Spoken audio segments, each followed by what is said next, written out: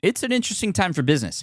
Tariff and trade policies are dynamic, supply chains are squeezed, and cash flow, it's tighter than ever. If your business can't adapt in real time, you are in a little bit of hurt. So how do you get full visibility and adapt in real time? Over 42,000 businesses trust NetSuite by Oracle, your AI-powered business management suite. It brings accounting, financial management, inventory, and HR all under one roof. NetSuite is the #1 cloud ERP for a reason. It's your single source of truth, giving you the data and control you need to move quickly. Real-time forecasting helps you move into the future with confidence, and with AI built in, you can automate the busy work and focus on strategy. NetSuite helps you see what's stuck, what it's costing you, and how to pivot fast. If I were running a business with a lot of moving parts, I'd use NetSuite for full control over everything. Tame the chaos with NetSuite. If your revenues are at least in the 7 figures, download the free ebook, Navigating Global Trade, 3 Insights for Leaders at netsuite.com/SPI. That's netsuite.com/SPI. Hey, I get it. You've worked really hard to build up your business, and it's doing great. So great that you need help now. The most important thing for your business is to hire the right people to support it. So how can you find amazing candidates quickly? Easy. Just use Indeed. When it comes to hiring, Indeed is all you need. Stop struggling to get your job post seen on other job sites. Indeed Sponsored Jobs helps you stand out and hire fast. And with Sponsored Jobs, your post jumps to the top of the page for your relevant candidates, so you can reach the people you want faster. And it makes a huge difference. According to Indeed data, Sponsored Jobs posted directly on Indeed have 45% more applicants than non-sponsored jobs. And it's one of the largest databases of job seekers, too, giving business owners access to a wide range of candidates. And one of the things I love most about Indeed is the job alerts feature. I get notified when new candidates apply. There's no need to wait any longer. Speed up your hiring right now with Indeed. And listeners of this show will get $75 sponsored job credit to get your jobs more visibility at Indeed.com/smartpassive. Just go to Indeed.com/smartpassive right now and support our show by saying you heard about Indeed on this podcast. Indeed.com/smartpassive. Terms and conditions apply. Hiring Indeed is all you need. You spent months building towards launch day, but when the clock hits 0, your site crashes. Bots swarm, and loyal fans rage on Reddit. That's not good. Fanfare was built to stop that. Fanfare is the drop platform made for high-pressure moments, stampede-proof infrastructure, verified waitlists, and bot filters that actually work. Instead of refunds and rage, you get retention and revenue. And that sounds great to me. Your next launch shouldn't be a gamble. Get Fanfare's 5-step hype drop playbook and learn how to bulletproof your drop at fanfare.io/playbook. Again, that's fanfare.io/playbook. This is the Smart Passive Income Podcast with Pat Flynn, session number 297. And in this session, you're going to hear about all the things that did not go according to plan this past year.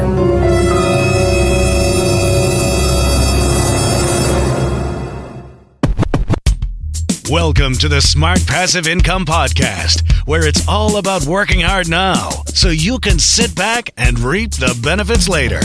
And now your host. The highlight of his year was showing Back to the Future to his son for the first time, Pat Flynn. While DIY website tools are everywhere, most fall short on design and performance. Hit publish. Framer ships your site worldwide in seconds. No code, no compromises. Framer is a powerful, user-friendly platform that delivers developer-level results without writing a single line of code. Make your designs move and convert with Framer. Framer brings your site to life with powerful animations, dynamic content handling, and a design-first approach that helps your site stand out. Framer is the design-first, no-code website builder that lets anyone ship a production-ready site in minutes. Browse hundreds of pixel-perfect templates or even design something of your own on a totally blank canvas. Add bold animations like appear effects, text effects, scroll and looping animations, and much more in seconds. And it's free to start. The built-in AI handles the heavy lifting of generating starter layouts and can even translate your entire site to any language. On the back end, you'll get responsive breakpoints, built-in hosting, a flexible CMS, and privacy-friendly analytics. Ready to build a site that looks hand-coded without hiring a developer? Launch your site for free at framer.com and use code SPI to get your first month of pro on the house. That's framer.com, promo code SPI. Framer.com, promo code SPI. Rules and restrictions may apply. With running your own business, legal questions always come with the territory. Like, can I use this contract or agreement? What do I do if a client doesn't pay? Am I even structured the right way for taxes? Instead of Googling your way through legal landmines, imagine having a law firm ready to address your business's legal needs without the sticker shock. That's what you get with Legal Shield's small business plans. Legal Shield helps entrepreneurs access real legal help on contract reviews, collection letters, business formation guidance, and even help navigating IRS audits. Members can schedule consultations, upload documents through the app, and get support from a provider law firm that knows small business laws in your state. Plus, consultations on taxes or trademarks help you stay ahead of potential problems. And if a client is late on a payment, Legal Shield steps in with professional collection letters so you can protect your hard-earned revenue, all for a fraction of the price of hiring a lawyer on your own. Go to LegalShield.com/SPI or call 833-570-9980 to learn more and get big business legal support without a big business budget. That's LegalShield.com/SPI. Yo, what's up, everybody? Thank you so much for joining me today in this session of the SPI podcast. I think that sound effect there in the beginning is one of my all-time favorite sound effects. There's so many things you can do with it. It's the first time I've used it on this podcast, but it may happen again sometime soon.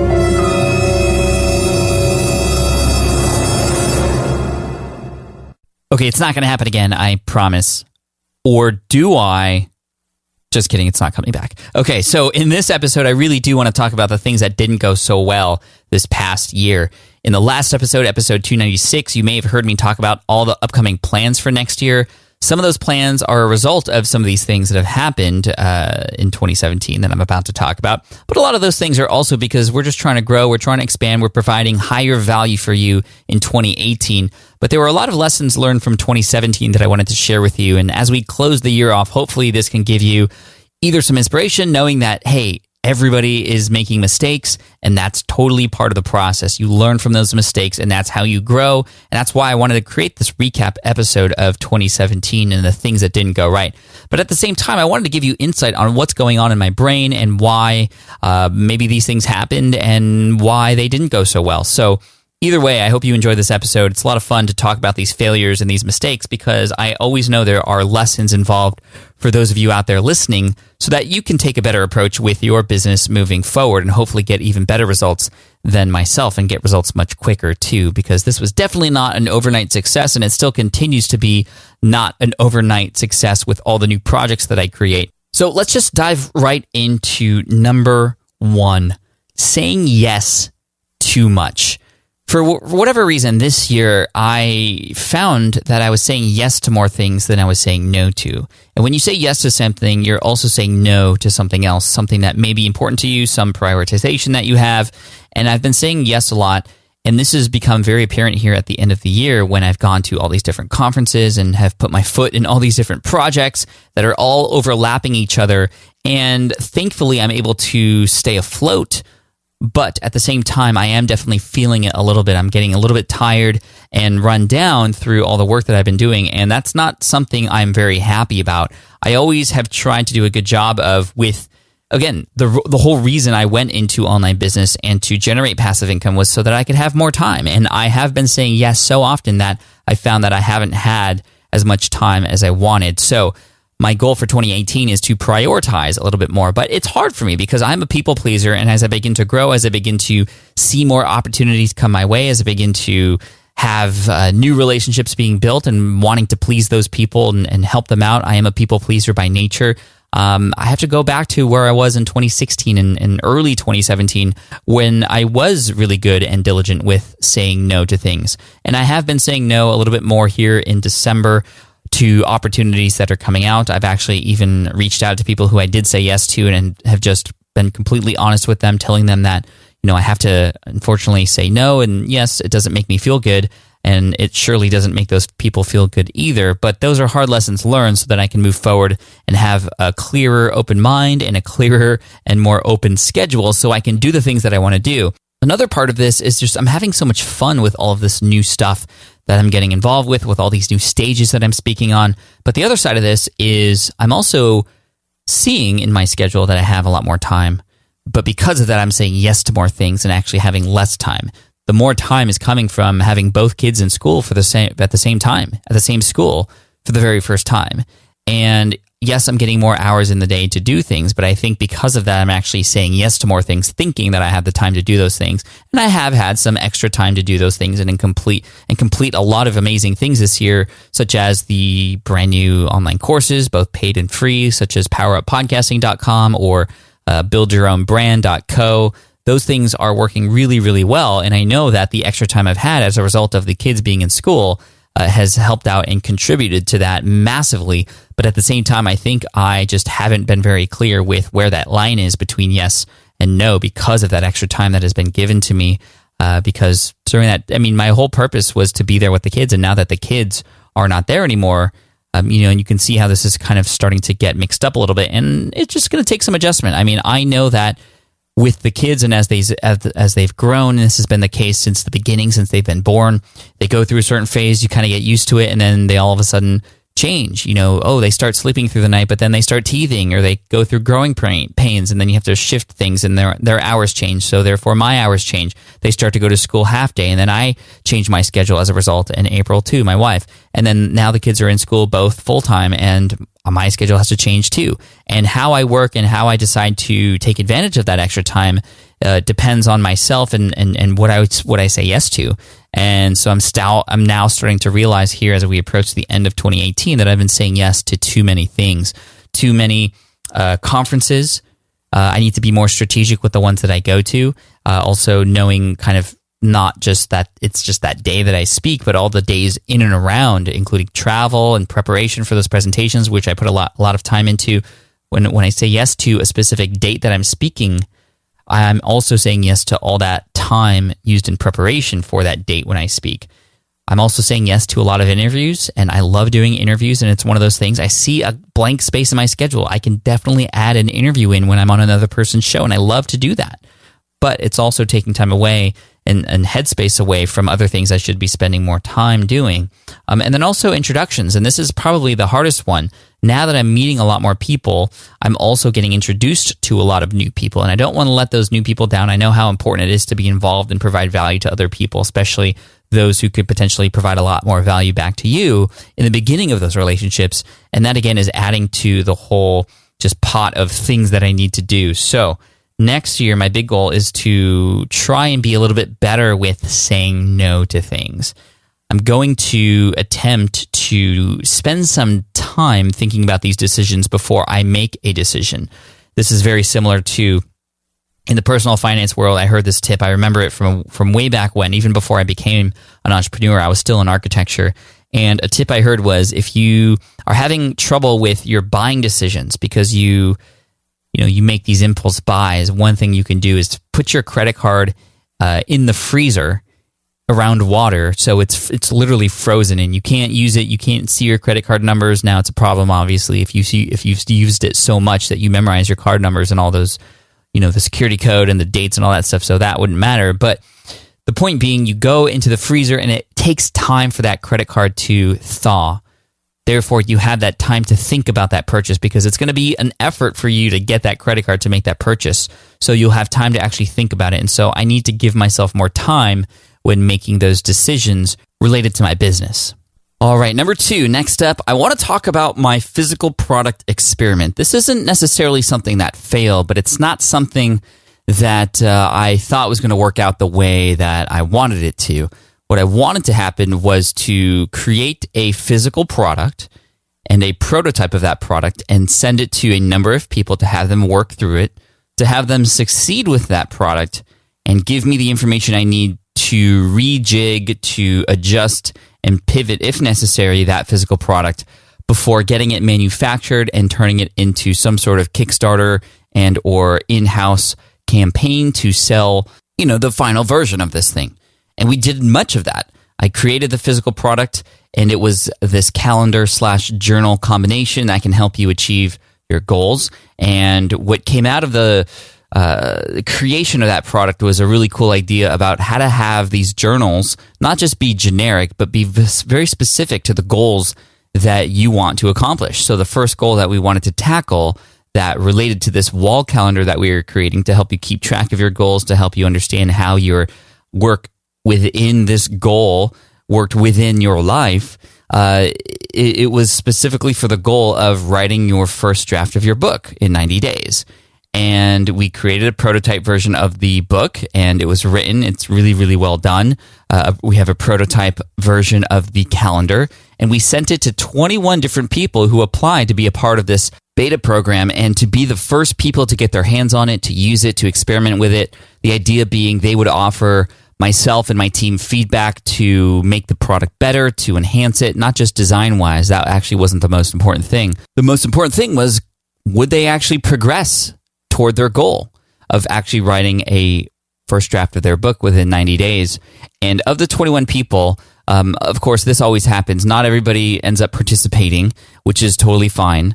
But the people who did participate, most of them did get results, and many of them did finish their 90 days and had a complete first draft in hand. Now, of course, there's a lot more steps involved related to writing a book, and we're not talking about writing a book right now, but we're talking about this physical product, this journal that was created, a workbook that actually walks people through the process, that works in conjunction with this wall calendar, with goal tracking. There was also a number of stickers that people got to help themselves understand where they were in the process, to help them show themselves those milestones that they've achieved, or, thumbs up for days that were great, thumbs down for days that were not so great. And people love that. People love that.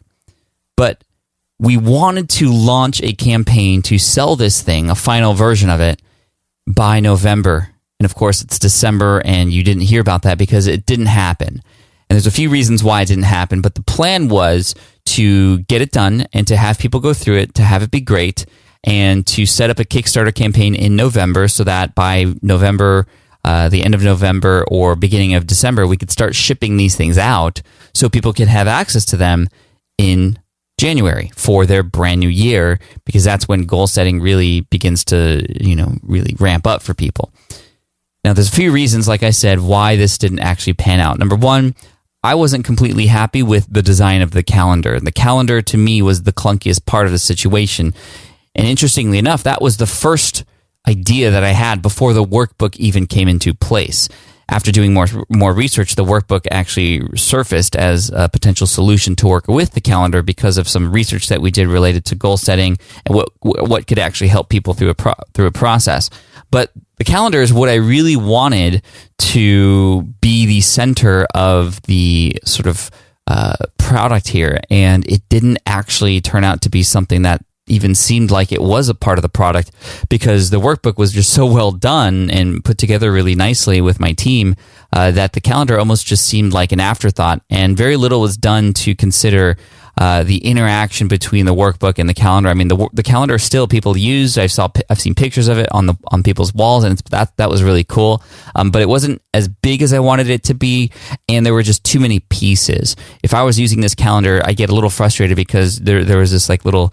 And of course, it wouldn't be this way in the final product, but for the people using the beta program, of course, it's MVP. It's just the minimum viable product to have it be what I wanted it to accomplish. There's a little Ziploc bag with about 100 plus different stickers in there, and you kind of had to filter through them. And so what needed to happen was some sort of calendar that could help you keep track of your progress that didn't involve all these different pieces, something that potentially would be interactive on its own, not electronically, but physically moving things or tearing things apart, or something related to just actually interacting in a way that helps you keep track of your goals, to have it be a little mini reward every single day after you continue to accomplish your efforts.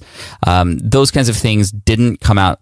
And there were a number of meetings about the calendar specifically in the later half of the year, and how to design it in a way that would be more functional and better to handle. And also the other aspect of this was the manufacturing and shipping of it, because this is a physical product. And because it was a physical product, it was completely new to me, and understanding the physicalness or the material aspect of it just isn't something I am used to, and that slowed us down quite a bit, because the materials that you select change the price point. And when you change the price, you change the price of COGS, or cost of goods. You change potentially what the price will be, and obviously you should, because you want specific project margin or profit margins. It changes the price on the front end for the customer. Materials play a role. Packaging plays a role too, because this calendar, it was quite big, and I remember getting a few beta versions of and early prototype versions of this calendar, and they were folded.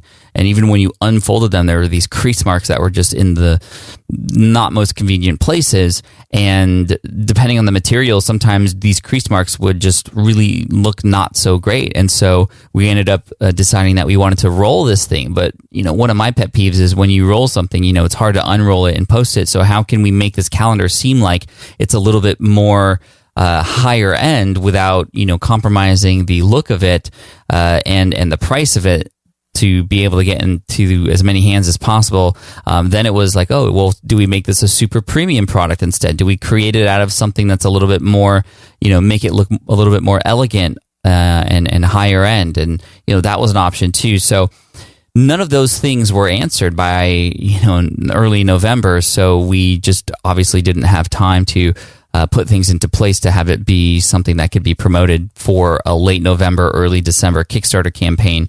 And it just wasn't to my liking yet. And I'm trying to balance my perfectionism with what just really is a great product that can be put out there. Because with the physical product, it's not like a digital product where if there's a mistake or if there's something wrong, I can just quickly update it. I can update my courses very easily from a beta launch to the first public launch.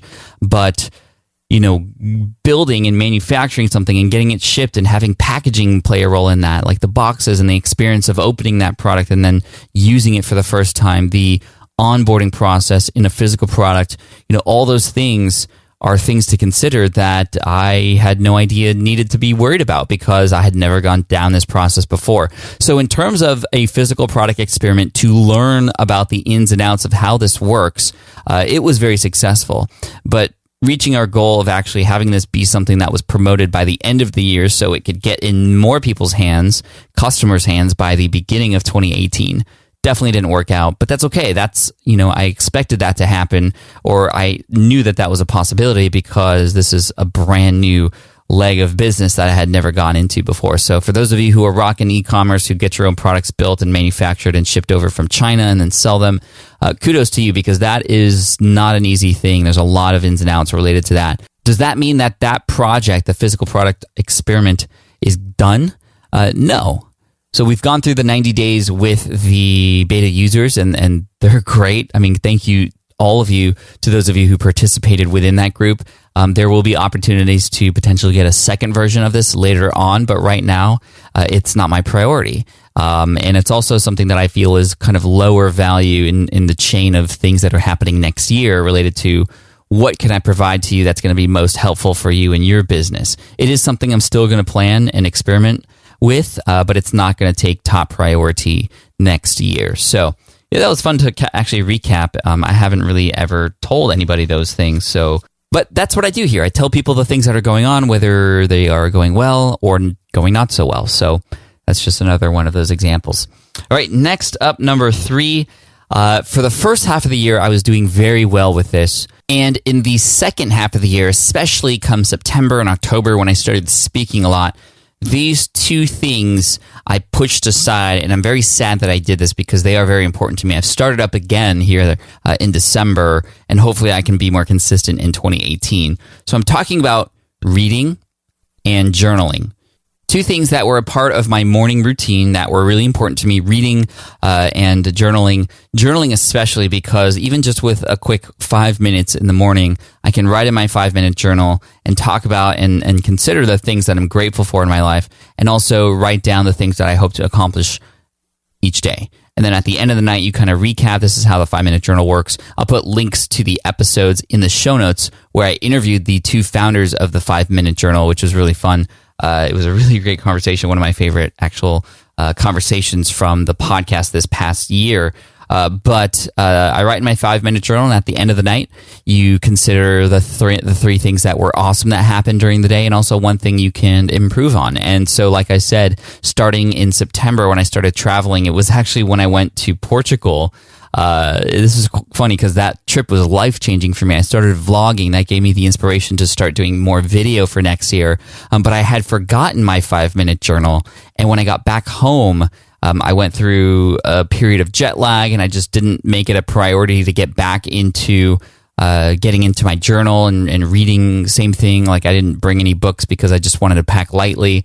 And yes, I know I could read on a Kindle and stuff, but what I was reading in the beginning half of the year was biographies. I've read so many amazing biographies this year, from Benjamin Franklin to Steve Jobs to Phil Knight from Shoe Dog. It's just one of my favorite things to read are biographies. Elon Musk's biography by Ashley Vance is amazing. And I'm just sad that the second half of the year I didn't make reading and journaling a priority. It's not something that I spend hours doing every day, especially the journaling part. Like I said, only 5 minutes a day. But even with reading, 15 to 20 minutes a day, I used to include it in the morning, and I'm doing that now because reading is really important for a number of reasons. One, it just keeps my brain going and it gets me started, especially in the morning when I put it in there. It gets me thinking, it gets me inspired, it gets me motivated, especially reading biographies, people who have actually accomplished so many amazing things in their lives. Like, how can I make it so that my biography is nice and thick and full of amazing things that can help leave a legacy and inspire others in the future? That is something that's really important to me. But secondly, it also helps me become a better writer and a better communicator. Just by reading, I'm able to see that my writing picks up speed and that my vocabulary ends up becoming better and I become a better communicator across all the different platforms I'm on. So I'm sad to say that I let reading and journaling kind of slip away a little bit mid-year, but I'm back and I'm trying to do better. And I just now realize it's almost like fitness. It's almost like nutrition, like the fuel that you put inside of yourself. And the more well-oiled you keep your machine, or in this case, your brain, the better your life will be. So reading and journaling, I hope you guys are keeping up on that too. And again, I'll put links to the episode that I recorded with the founders of the 5-Minute Journal in the show notes at smartpassiveincome.com/session 297. Okay, number 4. As many of you know, this year was a great year for me related to courses and finally building my own products. That's allowed me to generate more income in a way that allows myself to have a more balanced income stream. For example, in 2016, primarily, I would say 80-85% of my income came from affiliate marketing. This year, it's evened out a little bit, and that's great because with affiliate marketing, the beauty of that is you can get started now. You can sell products that are already proven to sell in the market that you're in. If you can just build trust with your audience and send over those recommendations, it's going to be a win. However, it's a little bit dangerous to just have all of your income come from affiliate marketing, especially with a bigger business and one that you want to have successful for a very, very long time, because at any moment in time, those affiliate relationships could go away and your income can be affected as a result. When you sell your own products, you take over a little bit more control related to the selling process because it's your products that are being sold and you can lead people down a different kind of funnel. 2017 was an amazing year for creating my own products, such as Smart from Scratch, which came out of beta. The beta launch was in late 2016, and it came out for its first public launch in March, and it went very, very well. 1,000 students in there actually working through the process of validating their business ideas so they can actually move forward with something that they have confidence with, which is great. So that's at smartfromscratch.com. The second course that came out was poweruppodcasting.com. It's helped so many people get not just up on iTunes finally, but also get ranked and get found, which is really awesome. So if you want to check that out, poweruppodcasting.com. And then, of course, BYOB, which is a free course that came out. You can find that at smartpassiveincome.com/BYOB, which stands for Build Your Own Brand. And 6,000 people signed up within 2 weeks to that thing. And then finally, the most recent course, which is 123affiliatemarketing.com to help you with affiliate marketing. This has all been great, right? But the one thing that didn't happen this year was finalizing and figuring out my funnels. Meaning, okay, there are people coming into my website in various ways.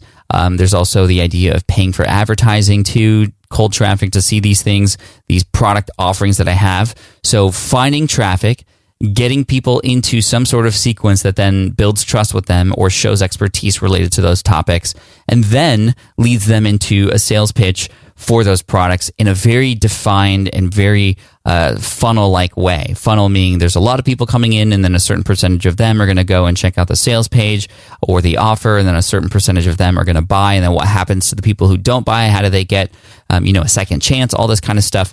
None of that was figured out this year because this year was like a building year. But I did want to try and create these funnels as I was going, and that just didn't happen because creating funnels, that's different than product creation.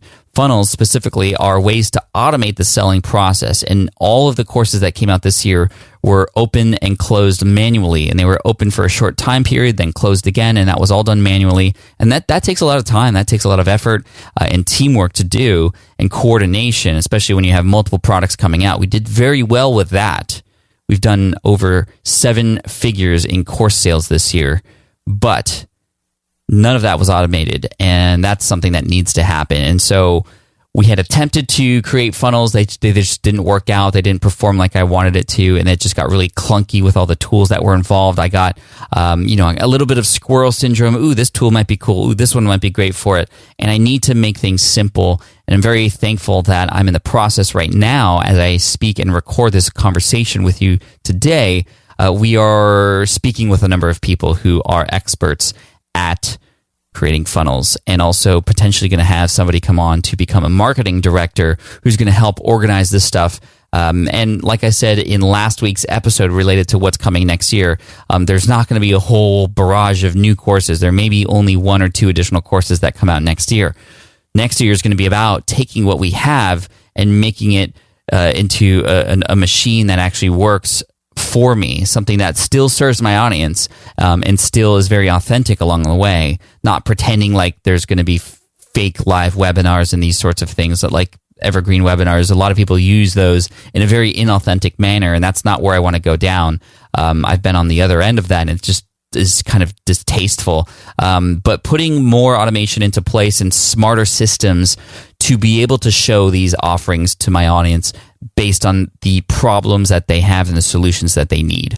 So that's coming next year. And so, yeah, I mean, I was a little bit disappointed because now with all these things, it's kind of like a puzzle. How do we fit all this together? How do we keep things aligned on their tracks? That's the big challenge I'm facing right now. And then finally, to finish off this episode, number 5, I wanted to talk about something that I did at the beginning of the year that was a big goal of mine.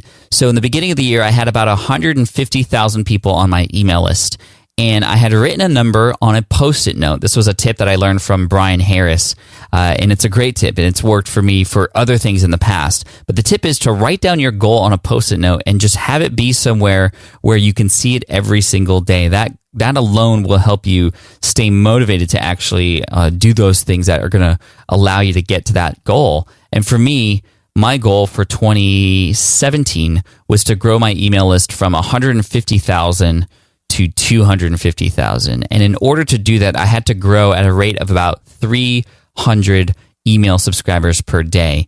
And unfortunately, the email growth between 2016 and 2017, the acceleration of that email list did not change. Certain things were put into place to try and make that happen, but blog design wise and also just, mindset wise, it wasn't there. There were a lot of other things happening, such as building these online courses and all those kinds of things. But I didn't put the things into place to actually purposefully grow my list. It's one thing to write down what your goals are, and I see my goal here. It's 200. This is the Post-it note that says 250,000 emails. And I hope you heard that. If not, that would have been kind of just a weird silence. But if you write down your goal, that's one thing. To actually implement and work backwards from that goal with numbers is what's going to actually get you there. So what became motivation for me at the beginning of the year, later on in the year became sort of demotivation, because I saw this number that I was striving for, and I saw that eventually it was going to be impossible for me to get that, or nearly impossible unless some dramatic change happened. I'm really excited because next year, being more laser focused with the lead magnets that we have and how they get pushed into the content that I'm coming out with, that's another thing I've been getting inspired by. People like Amy Porterfield, who in most of her podcast episodes, she's promoting a very relevant lead magnet that's helping her build her list. She was featured in a podcast episode here on SPI, which was one of the most popular of this year. Definitely the most popular one was 263 with Clay Collins. But episode 278 with Amy, where she talked about list building, that one was really important. So you can all check that out. Obviously, the links will be in the show notes, smartpassiveincome.com/session297. But before we wrap up here, I do want to say that, like I said, lead magnets are going to be really important. Relevant lead magnets, knowing where my audience is in their entrepreneurial journey, knowing what content I am coming out with ahead of time, and preparing ahead of time to create lead magnets that are relevant. That's one thing that's going to be helpful. Also, adding more opportunities to subscribe on my blog to my lists, and to also better define those paths for people closer to the top of their journey within my email list, so I can better understand how to serve them, so I can better understand what it is, what products they're looking for. That's going to help with the funnel aspects too. That's all important. But thirdly, webinars are going to be an important component of my list building process for next year too. They are going to be something that's going to be a part of the funnels as well, but I also know from experience and by talking to people like Amy Porterfield, webinars, whether people are buy or not right then and there, it's still a great list building component within your brand. So look out for some of those things next year, but not reaching my goals with the number of emails, it was definitely a failure for me. And it became something that I just was not happy with. But also I know at the same time that numbers are one thing. I'm very happy with the growth that I've still had on my email list, because those numbers are actual people. Like, numbers are people too, guys. So if you happen to subscribe to my email list already, just thank you. I know you're there, and I'm going to continue to do what I can to best serve you. If you haven't subscribed to the list yet, well, hopefully I can do something within the next year to convince you to do so. And so just look out for all these cool things happening in 2018. And that's the end of the episode. A great recap of the things that happened this past year, things that I know I can improve on. And so hopefully you can take inspiration from that and learn from my mistakes, because really that's what this is all about. And again, the show notes are available. All the links and resources mentioned in this episode, you can find them at smartpassiveincome.com/session 297. And man, we have one more episode this year. It's going to be a special one that I'm taking a little bit more time to edit, but hopefully it's going to give you a boost of inspiration as you move forward into 2018. I know it's inspiring me to create this podcast episode, so look out for that next week. Until then, just thank you so much for your support. Enjoy the holiday season, and make sure you subscribe if you haven't already to the podcast. And again, those show notes one more time, smartpassiveincome.com/session 297. Cheers. I appreciate you, and I'll see you soon. Bye. Thanks for listening to the Smart Passive Income Podcast at www.smartpassiveincome.com.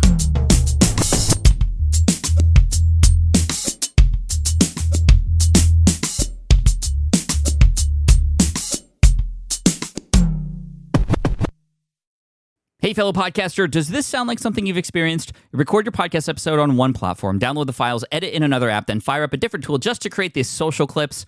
Well, it can be clunky, time-consuming, and frankly overwhelming, especially for creators trying to grow. And that's why I'm excited to tell you about Riverside. Riverside is the all-in-one platform. Record, edit, and repurpose your podcast content all in one place. You just log in, record with your guests no matter where you are in the world, and just like that, studio-quality audio and high-resolution video. We use Riverside here at SPI as well now. With built-in AI, I can automatically clean up my audio, saving myself so much editing time, and it can even auto-generate clips to make promoting the show a breeze. And with Magic Clips, I can grab the best moments and repurpose them as short-form video, perfect for YouTube Shorts, TikTok, or Instagram, without re-recording a thing. So if you're tired of juggling tools and want a faster, simpler way to create and scale your content, it's time to try Riverside, built by creators for creators. Just go to smartpassiveincome.com/Riverside and use code SMART to get 1 month free on the Pro plan. That's smartpassiveincome.com/Riverside, promo code SMART. I get it. You want to grow your business, but selling at scale feels overwhelming. You're drowning in complicated funnels, creating different lead magnets, or constantly posting on social media. And that gets exhausting fast, especially when you're trying to sell to hundreds or thousands of people. But what if you could sell at scale with a simple, powerful quiz? A score app quiz or assessment asks your audience key questions and gives them instant personalized results based on their answers. Your audience gets to know where they are now and shows them the steps they need to hit their goals. You can set up a quiz in minutes using Score App's templates and have a powerful lead magnet that'll do the selling for you. The best part is your audience actually wants to take this quiz, and you build huge amounts of trust before you even make a single offer. No hard sales, no chasing leads, just value at scale. Get 50% off the first 3 months using the discount code SPI. Just head to scoreapp.com/SPI. Again, that's scoreapp.com/SPI.